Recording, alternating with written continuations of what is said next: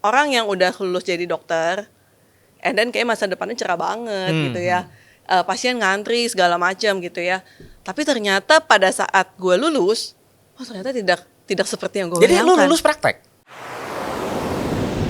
Saya Hernito Tandra akan memandu Unfair Advantage. Hai, ketemu lagi di Unfair Advantage di episode yang spesial. Di hari ini mengupas hal-hal yang sepertinya unfair dalam hidup kita tapi bisa menjadi advantage. Dan hari ini kita kedatangan satu narasumber kita yang luar biasa, yang cerah sekali ya, Dr. Hilda Darmayanti. Ya. Dr. Hilda, Ya, saya panggilnya dokter ya. Boleh. Masih pakai embel-embel dokter nggak? Atau sekarang lebih dikenal pakai nama Hilda aja? Masih. Dok. Kenapa sih orang kalau ini out of the topic ya? Kenapa kalau orang dokter itu suka dipanggil dokter, dok gitu loh. Sedangkan insinyur itu nggak dipanggil insinyur gitu ataupun profesi lain. Tapi khusus dokter kenapa dipanggilnya dok? Ya, ini out of the topic ya, nggak apa-apa ya? Nggak apa-apa, is oke. Cuma mungkin tuh dari kebiasaan aja kali ya. Kebiasaan.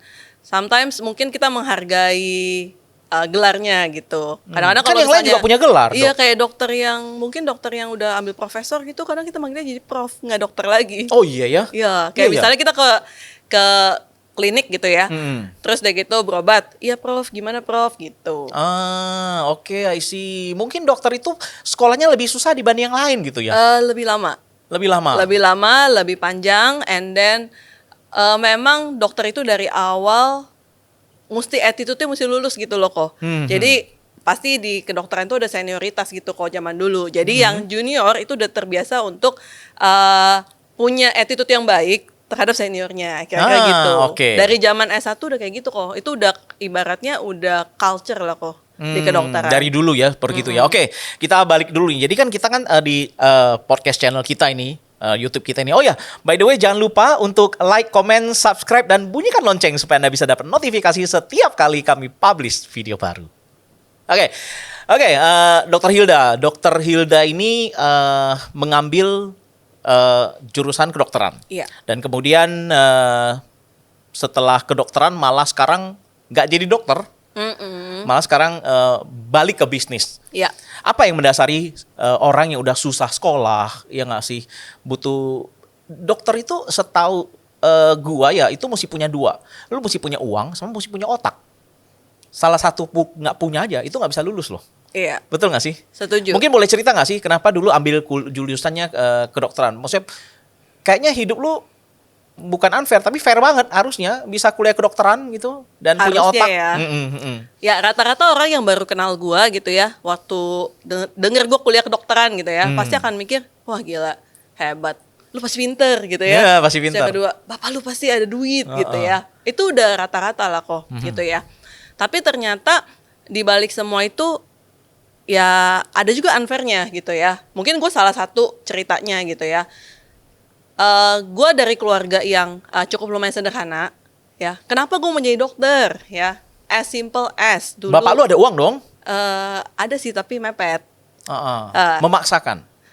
Mengusahakan untuk anaknya ya. Jadi dulu gue cuma pikir bapak gue selalu ngomong kayak gini dan itu nempel banget di otak gue. Dia bilang, lu daripada kerja sama orang ya, mendingan lu buka usaha kecil juga nggak apa-apa, yang penting lu usaha sendiri gak kerja sama orang. Jadi gue waktu SMA gue mikir, gue mau ngapain ya, mau kuliah apa ya, gue mikir apa ya kerja yang bisa jadi usaha. Iya, yang nggak perlu gue lempar CV ke orang. Apa ya, gue pikir dokter bisa nih, ya udah langsung aja kesebut dari mulut gue mau kedokteran deh.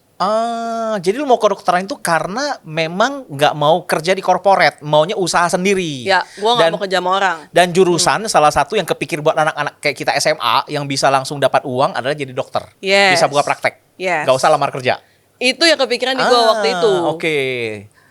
Dulu waktu zaman gue kecil ada banget nih dokter umum di dekat rumah gue. Dari zaman gue SD sampai gue kuliah, itu dokter masih ada terus dan rame gitu loh. Oh, lu lihat nih, money come to us jadi gitu ya. Jadi gue berasa, bisa nih, tinggal buka depan rumah misalnya as simple as gitu gue mikirnya. Oh, pasien datang, gue dapat duit. Gue cuma mikir kayak gitu. Gue nggak usah kerja sama orang. Itu yang gue pikirkan. Dan ide itu lu jual ke bokap. Nggak juga sih. Lu jual ke bokap? Gue nggak bilang kayak gitu. Mungkin gue dari keluarga yang tidak terbuka gitu loh, Chinese zaman dulu, yang which is jarang lah cerita sama bokap gitu. Dan bapak gue juga nggak bakal nanya. Tapi gitu. bokap lu dukung lo. Maksudnya dia oke, dia ngusahain oke ya, I give you the chance untuk ambil dokter gitu. Ya, gue bersyukur sih. Hari itu gue inget banget ya, bokap gue bilang, ya biasalah kok ya, kalau misalnya kita kurang perencanaan dalam pendidikan gitu, waktu zaman dulu ya, bonyok gue waktu mau kuliahin gue, pasti ada perdebatan lah kok, ya. Di satu sisi bokap gue, walaupun duitnya ngepas-ngepas, tapi dia akan dukung anaknya mau kemana. Sedangkan nyokap gue lebih berpikir panjang, yang which is, oh dokter lama, mahal. Nanti kalau misalnya duitnya nggak cukup gimana, gitu kan? Pasti ada kepikiran kayak gitu. Make sense juga sih. Tapi ya berkat orang tua, akhirnya nggak berasa ya kok ya. Tiba-tiba inget banget waktu itu nyokap gue bilang, gila ya, akhirnya nih bayaran terakhir ya. Oh iya ya, udah nggak bayar lagi nih. Gak berasa ya. Terus kemudian kan lu kuliah berapa tahun, Hilda? Gue kuliah kedokteran itu 4 tahun. Yang biasa lah ya, kayak orang S1. Habis itu koas kan ya? Abis itu setengah tahun lu namanya sebelum koas lah. Pra-koas gitu ya. Abis itu lu koas sekitar 2 tahun lah. Abis selesai itu sumpah dokter. Abis lu sumpah dokter, habis gue sumpah dokter, itu gue harus namanya internship. Jadi lu ke daerah, and then lu digaji sama pemerintah. Gak bisa milih kan itu kan, dilempar kemana gitu ya? Waktu itu zaman gue nggak bisa milih. Tapi waktu zaman sekarang udah bisa milih. Jadi berapa tahun tuh lu spend untuk dapatkan namanya dokter? Sampai bener-bener gue bisa praktek ya. 8 tahun. 8 tahun, oke. Lu dengan 8 tahun, lu put a lot of effort, waktu, dan biaya. Terus kemudian sekarang ini lu tidak menggeluti disiplin ilmu yang udah lu pelajarin. Itu kayaknya nggak fair loh buat orang yang ngebiayain lu sama lu sendiri yang udah spend a lot of times. Apa yang membuat lu kemudian berpikir tidak menekuni apa yang udah lu pelajari? Setuju banget yang Koko bilang ya. Hari itu gue kan melihat orang yang udah lulus jadi dokter, and then kayak masa depannya cerah banget gitu ya. Pasien ngantri segala macam gitu ya. Tapi ternyata pada saat gue lulus, ternyata tidak seperti yang gue bayangkan. Jadi lu lulus praktek? Praktek. Di depan rumah seperti yang... Enggak di depan rumah. Jadi waktu itu gue praktek di apartemen kok. Oke. Kan di dekat rumah gue tinggal di Kelapa Gading, dekat rumah gue ada apartemen, yang which is ya pasti ada banyak tower-tower lah yang tinggal di situ dan banyak ya penghuninya. Yang which is penghuninya kalau sakit atau apa turun ke bawah buat cari dokter gitu. Nah, gue praktek di situ dulu. Jadi sewa kios ya, sewa ruko di bawah ya? Iya. Untuk buka praktek dokter. Iya. Dan kenyataannya? Kenyataannya sih jujur kalau saat itu buat gue sebagai single, nggak ada tanggungan, oke banget. Udah pasti di atas dari teman-teman lu yang lulus yang jalur corporate dong. Ya, untuk first graduate. Oke banget sih menurut gue, dan kerjanya juga lumayan santai kok ya. Iya. Ada orang datang, kita kasih solusi kan, nulisin resep ya, dia kasih tahu masalahnya apa, kita kasih solusinya, kasih resep, kemudian dia pergi nulis resep. Betul. Terus nunggu lagi yang lain kan, nggak usah nunggu bola datang, nggak usah jemput bola. Betul, nggak usah jemput bola.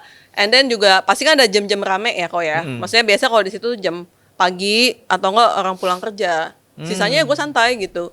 Dan tempatnya tuh deket banget dari rumah gue. Oh, oke dong. Deket banget, nggak ada Nyaman macet. dong, kalau begitu nyaman dong. Nyaman banget. Apa yang membuat lu kemudian ngerasa bahwa ini kayaknya nggak fair nih. Ini kayaknya ada sesuatu yang salah nih dengan yang gua kerjakan sekarang ini.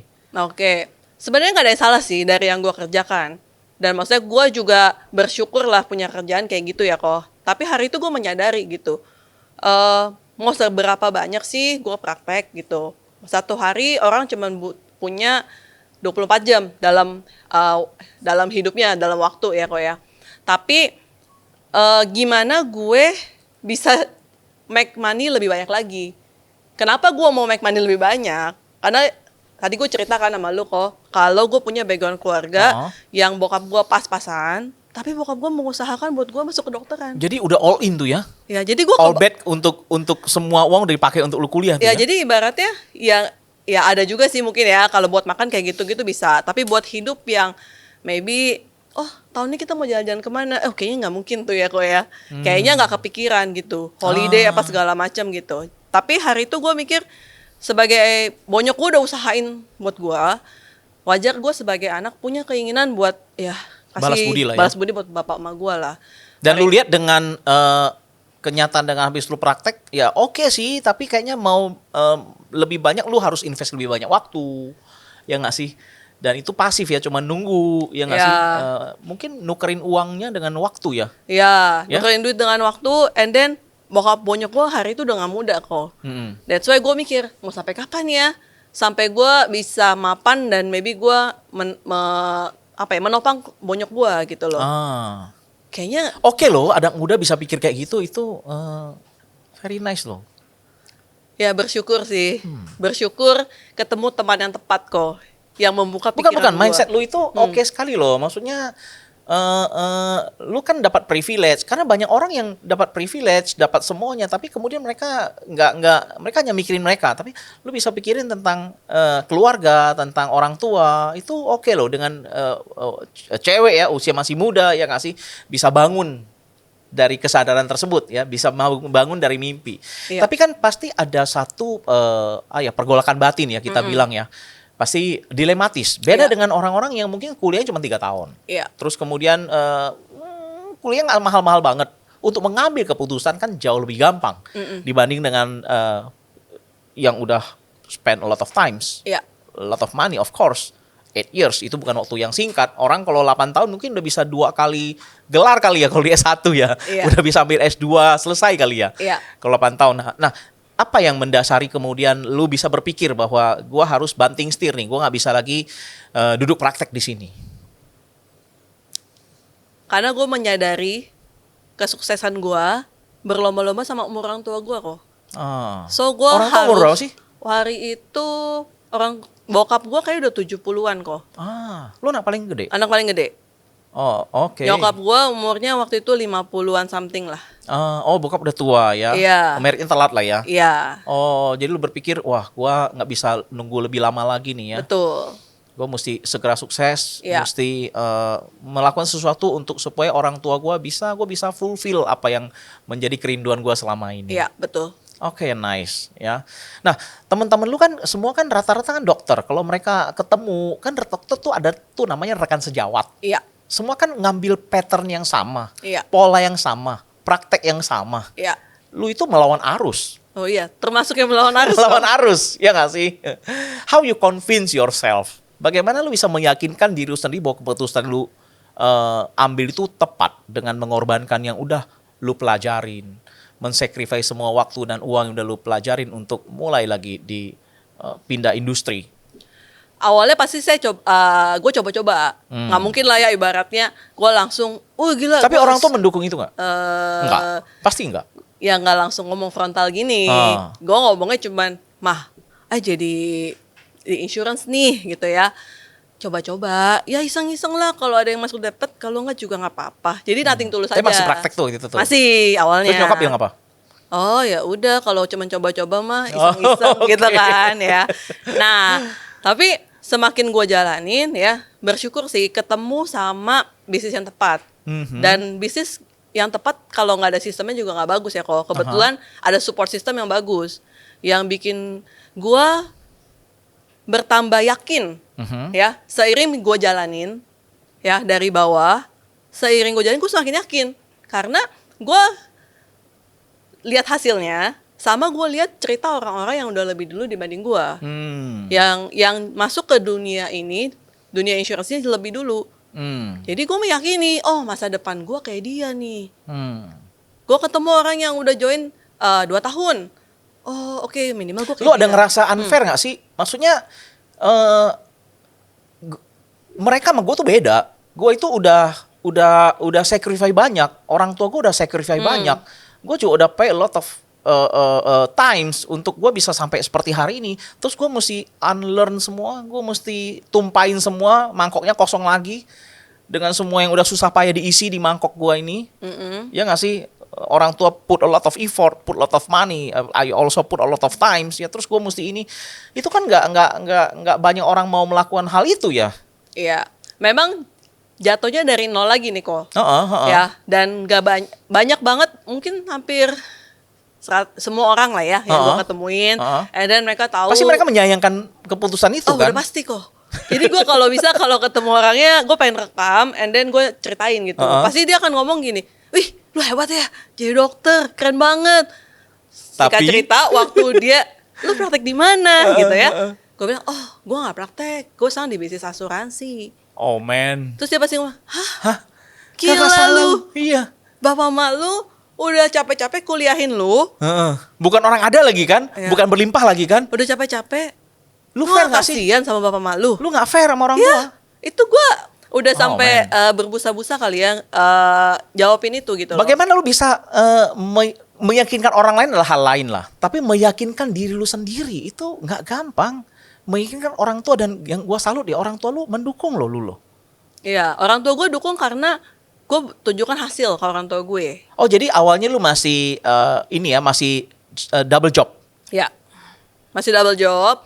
Oke, terus kayaknya seinget gue 6 bulan gue jalanin asuransi, gue dapat income sekitar 5 juta waktu itu. 2013. Ya masih jauh dong, 5 akhir. juta dengan income lu praktek, masih jauh dong. Ya, tapi hari itu gue mikir nih kok, Ini 10 tahun lalu ya? Iya, 10 tahun yang lalu.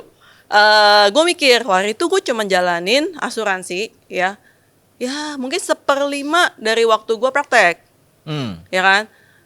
Tapi gue dapetnya itu, ya, dapat yang 5 kali lipat lebih capek nih. Tapi gue cuma dapat mungkin 2 atau 3 kali lipat dari income masuk di insurance. Oh, lu praktek dokter mungkin sebulan dapat belasan 15 juta 10 tahun lalu. 10 tahun lalu. Ya kan, lu mesti full time, mesti duduk di situ, Ya. capek. Ini kerja santai, ya kan, lu bisa dapat 5 juta. Iya, hari Terus itu lu boleh ngitung nih. Boleh ngitung kok kayaknya effort gue lebih banyak waktunya nih. Kayaknya lu gak cocok jadi dokter, lu cocok jadi pedagang. Oh gitu. Lu jago hitung. Emang kata-kata emang keluarga saya keluarga pedagang kok. Oh iya. Keturunan. Oke. Terus kan tadi kita bicara tentang mengalahkan diri sendiri ya, Ya. ngalahin mental ya. Ya. Dan kemudian kan lu kan biasa kan orang nunggu untuk orang datang. Ya, Terus sekarang lu mesti berbalik sebaliknya. ya. Iya dong, nggak ada orang bisnis yang kita bisnis kan sales kan. Ya. Kita yang nyamperin orang kan. Ya. Beda dengan dokter, kita nunggu orang nyamperin kita. Nah, itu gimana lu untuk mengantisipasi dan untuk bisa lalui itu di awal? Ya, awalnya kalau lu Mulainya dari mana? Mulainya dari gue cuma modal gue jalanin ini adalah hafalan doang kok.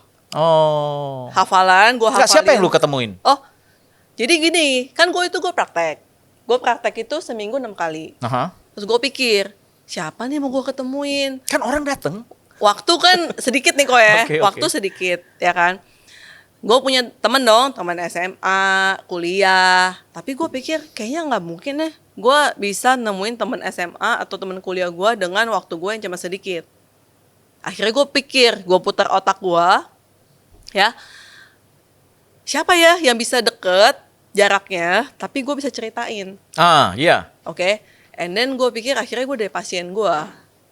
Pasien yang datang ke praktek. Tapi gue biasanya di luar jam praktek. Oke. Di luar jam praktek, gue ketemuin dia untuk sharing tentang asuransi gitu. Shock gak sih mereka? Kadang-kadang mereka kaget gak sih? Ini tadi gue datang nanya obat, terus atau diajak ketemu, terus jualan ke gue gitu. Ya, shock sih enggak sih kok. Jadi gue pikir gimana ya supaya ini pasien yang datang sama gue, kalau gue telepon atau gue kontak dia, pertama dia inget gue dulu. Oh, ini dokter yang dibawa nih. Iya gitu ya. Jadi gue bikin dia inget gue. Caranya apa? Waktu dia lagi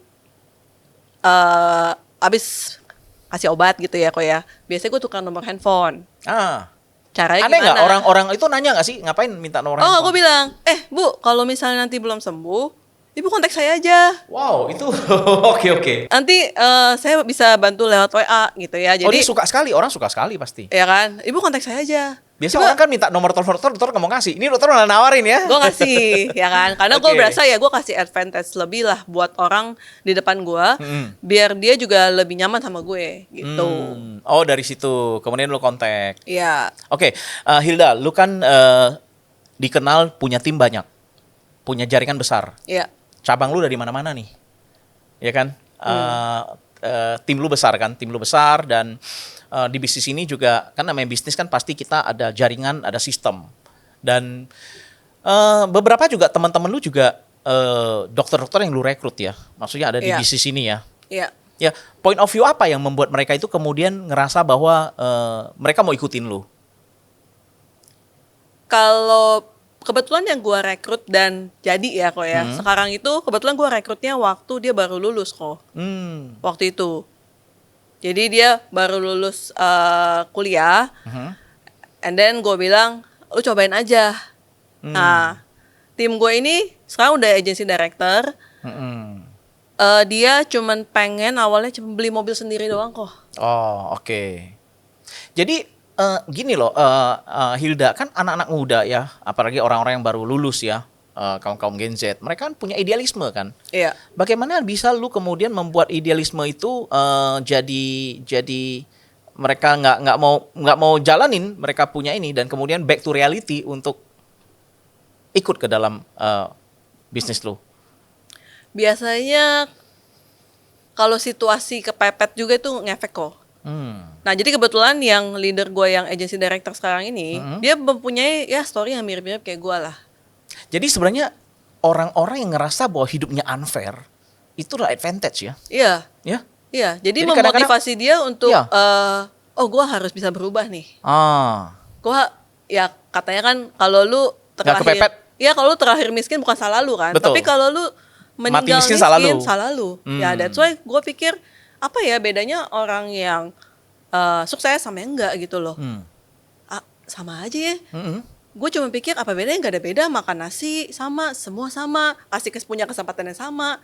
Pertanyaannya lu mau apa enggak aja ambil opportunity-nya. Hari itu gue cuma pikir just simple kayak gitu doang kok. Tapi celakanya ya Hilda ya, banyak sekali orang-orang yang sebenarnya dia unfair hidupnya, tapi dia ngerasa fine-fine aja tuh, gua fair-fair aja tuh. Gimana menurut lo? Gue rasa gini kok, kadang-kadang karena kebiasaan. Kayak gue ya, dulu itu gue orang yang tidak punya keinginan. Lu tanya nih, lu pengen beli apa gitu kan? Enggak ya, kayaknya gue gak pengen apa-apa ya.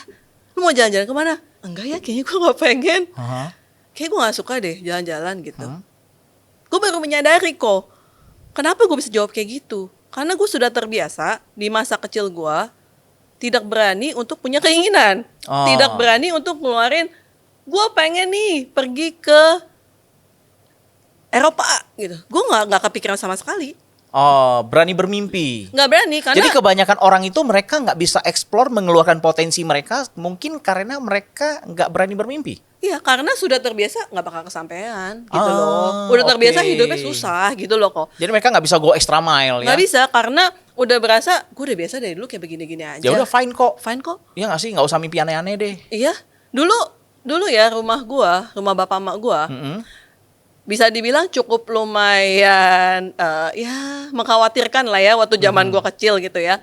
Jadi bapak gua beli rumah di daerah Kelapa Gading tahun 70-an.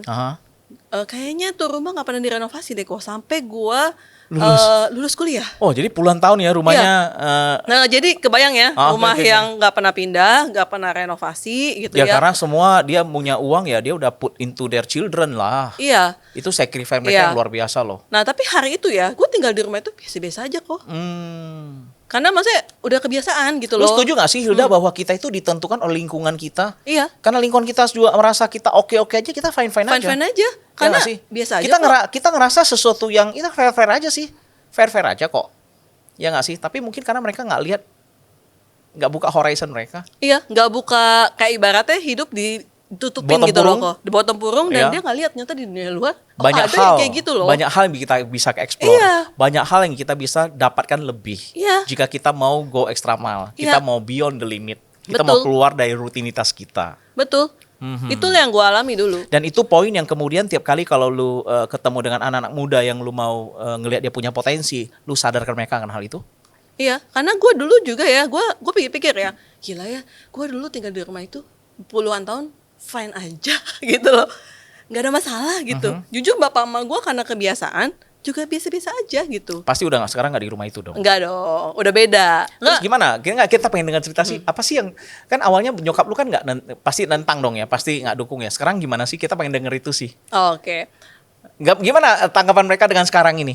Oh, Kan bapak before mama and gue after. sih sangat happy lah ya. Terutama dengan ya melihat gue dan adik gue. Jadi berubah lah hidupnya.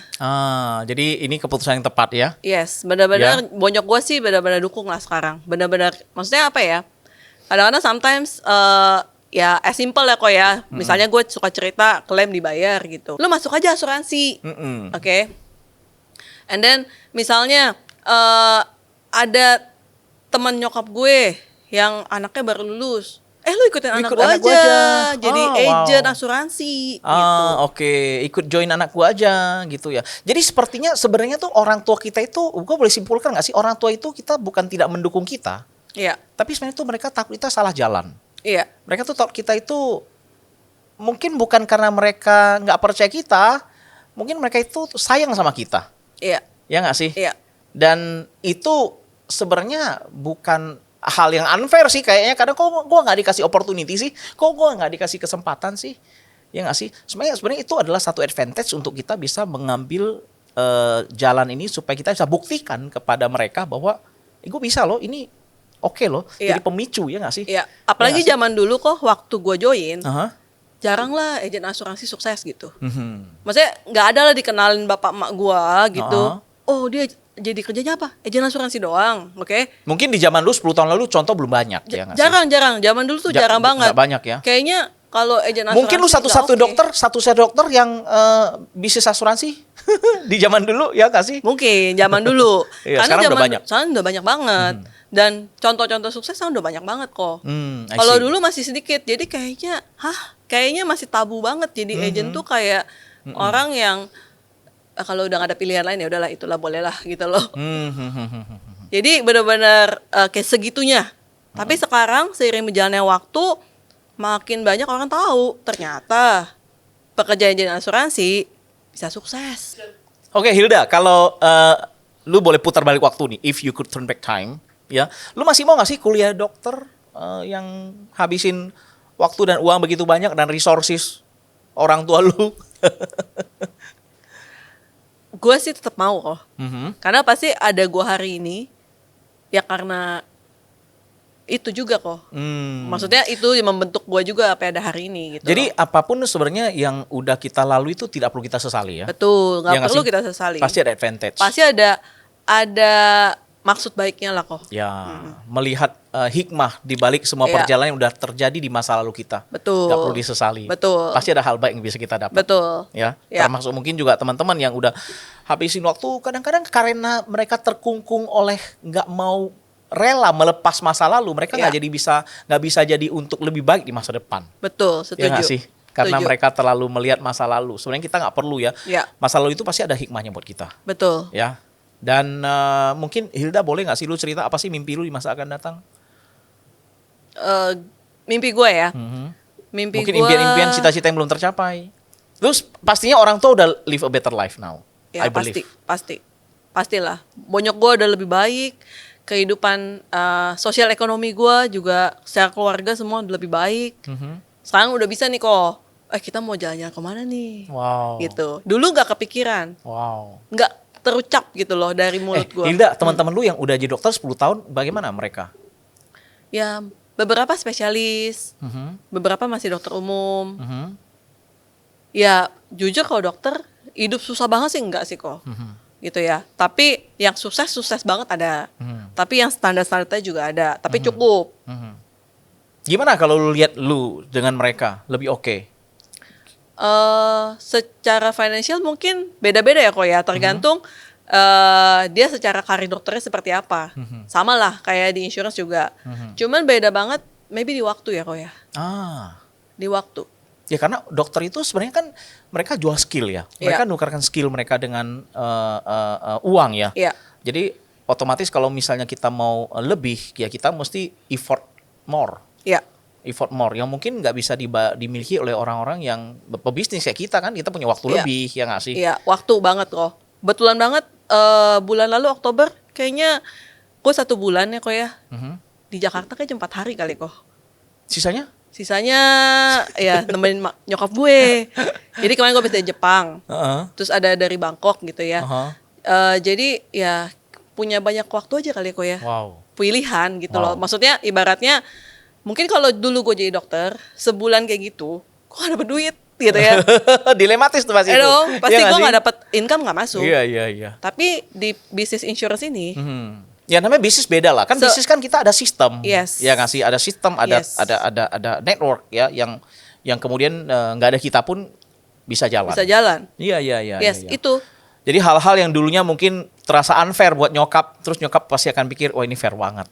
Iya. Ya nggak sih? You made a right decision. Iya. Lo mengambil keputusan yang tepat. Gue bersyukur banget sebulan pergi pulang-pulang, wih happy juga liat rekeningnya gitu kan. Income Ya. masuk terus udah autopilot. Iya. Bisnis sudah autopilot. Happy juga kok, maksudnya berasa bersyukur lah kok. Tahu nggak sih yang paling kita happy? Hmm. Yang kita happy adalah kita ngelihat orang tua lu yang udah sacrifice. Dari tadi kita tuh takut, tau gak sih, bahwa lu ngambil keputusan yang salah terus kemudian gimana sih endingnya gitu loh. Tapi kita berakhir dengan happy ending. Jadi bokap, nyokap, ya beruntung mereka masih ada ya, masih bisa lihat hasil jalan yang kita pilih. Iya. Dan pastinya perjuangan mereka itu nggak sia-sia. Iya. Ya nggak sih, lihat kita juga ini. So sometimes kita mesti berpikir bahwa suksesnya kita itu nggak hanya untuk kita, ya nggak. Iya. Kita nggak boleh egois ya. Iya. Dan nggak banyak orang-orang yang berpikir seperti itu. Kadang-kadang anak muda itu selfish ya nggak sih.